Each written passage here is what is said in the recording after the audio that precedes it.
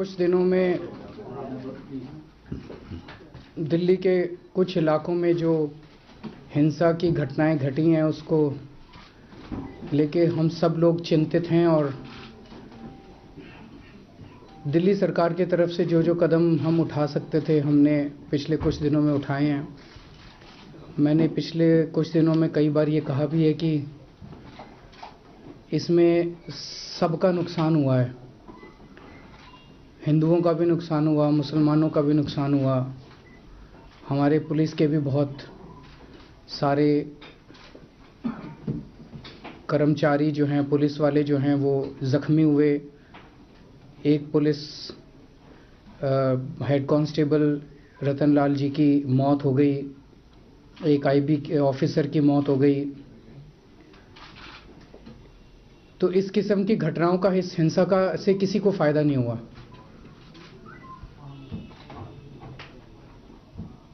कल से हिंसा की वारदातें कम हुई हैं और मैं कल शाम को दौरा करके आया था कई सारे इलाकों का जहां सबसे ज़्यादा हिंसा की घटनाएं घटी थी। कर्फ्यू लगा हुआ है, तो आज हमने कई सारी मीटिंग्स की हैं और जो दंगे से प्रभावित लोग हैं, जो दंगे से पीड़ित लोग हैं, उन लोगों के राहत के लिए और उनके रिहैबिलिटेशन के लिए कई सारे कदम उठाने का निर्णय लिया गया है। एक तो जो इंजर्ड लोग हैं, जो सरकारी हॉस्पिटल्स में आ रहे हैं, उनको तो हम पूरी उनका इलाज कर ही रहे हैं, लेकिन अगर कोई प्राइवेट हॉस्पिटल में जाके अपना इलाज कराता है तो फरिश्ते स्कीम जो दिल्ली सरकार की एक्सीडेंट विक्टिम्स के लिए थी कि अगर कोई भी रोड एक्सीडेंट विक्टिम है और उसको वो अगर किसी भी प्राइवेट हॉस्पिटल में जाके इलाज कराता है तो उसका सारा खर्चा दिल्ली सरकार देती है। उस फरिश्ते स्कीम को राइट अफेक्टेड लोगों के लिए भी लागू कर दिया गया है। आज शाम तक ऑर्डर्स जारी हो जाएंगे। तो अब जो भी लोग अपना इलाज, राइट अफेक्टेड लोग जो हैं, जो अपना इलाज, उसमें हमने क्राइम अफेक्टेड लोग भी और राइट अफेक्टेड लोग भी दोनों के लिए जारी कर दिया है कि जो लोग भी अपना प्राइवेट अस्पताल में इलाज कराएंगे तो हॉस्पिटल को रिइंबर्समेंट दिल्ली सरकार कर देगी, उनके इलाज का कोई खर्चा नहीं लगेगा। तो जो लोग इलाज करा के चले गए वो तो चले गए, लेकिन अभी जो लोग प्राइवेट में अभी जिनका इलाज चल रहा है उनको इसका फ़ायदा मिलेगा, या आगे अगर कोई भगवान ना करे और कोई दुर्घटना हो तो उनको भी इसका फ़ायदा मिलेगा। दूसरा, कर्फ्यू वाले एरियाज़ के अंदर कुछ लोगों को मुझे पता चला था कि दिक्कत आ रही है क्योंकि कर्फ्यू की वजह से वो लोग निकल नहीं पा रहे। वहाँ पे हम दिल्ली सरकार खाना पहुँचाने का इंतज़ाम शुरू कर दिया आज से, और इसमें हम NGOs की मदद ले रहे हैं, RWAs की मदद ले रहे हैं, local MLAs, councillors, public representatives, उनके ज़रिए हम खाना पहुंचाने की कोशिश कर रहे हैं। Round the clock helpline numbers जारी किए जा रहे हैं रिलीफ और रिहैबिलिटेशन के लिए। वो नंबर्स की डिटेल्स हम आप लोगों को अभी दे देंगे। और SDMs को नोडल ऑफिसर नियुक्त किया गया इन सभी हेल्प डेस्क्स के लिए। ये जो अफेक्टेड एरियाज़ हैं इसमें 6 SDMs हैं अभी और 12 SDMs को और नियुक्त किया जा रहा है, तो टोटल इस एरिया में 18 SDMs हो जाएंगे ताकि और गहन तरीके से यहाँ पे रिलीफ और रिहैबिलिटेशन मेजर्स इम्प्लीमेंट किए जा सकें। 4 नाइट मजिस्ट्रेट्स की नियुक्ति की जा रही है जो रात को भी अगर ज़रूरत पड़ेगी किसी तरह के रिलीफ की तो वो प्रोवाइड करेंगे।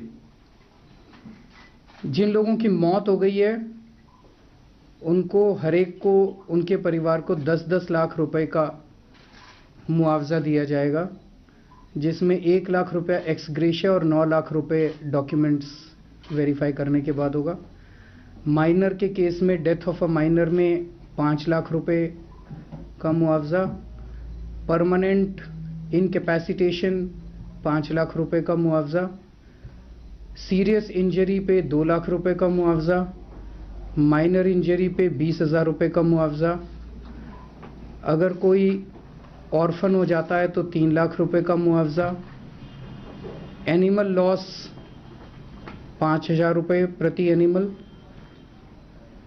रिक्शा के लिए 25, रिक्शा अगर जल गई या रिक्शा खराब हो गई, मतलब बर्बाद हो गई, तो 25,000 रुपये का मुआवजा, ई रिक्शा के केस में 50,000 रुपये का मुआवजा, किसी का घर पूरी तरह से जल गया तो 5 लाख रुपए का मुआवजा, और अगर कोई किराएदार था तो 1 लाख रुपए किराएदार को उसके बिलोंगिंग्स के लिए और 4 लाख रुपए मकान मालिक को घर जलने के लिए। और अगर घर को पूरी तरह से नहीं जला लेकिन सब्सटैंशियल डैमेज है तो 2.5 लाख रुपए का मुआवजा।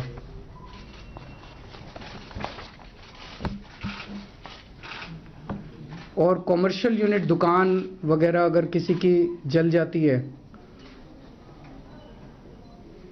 तो 5 लाख रुपए तक का मुआवजा, जो अनइंश्योर्ड है।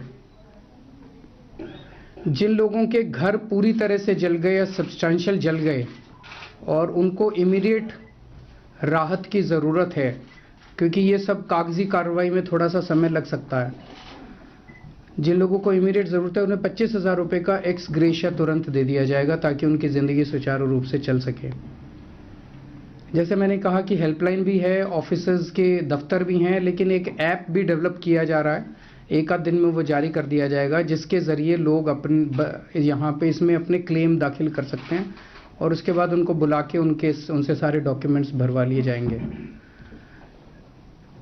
कई लोगों के जिनके घर पूरी तरह से जल गए, उनके ID card, Aadhaar card, community certificate, income certificate, property deeds वगैरह जल गए होंगे, तो उसके लिए स्पेशल कैंप्स रेवेन्यू डिपार्टमेंट लगाएगा जगह जगह पे, ताकि उनको ये कागज़ दोबारा बनवाने में दिक्कत ना हो।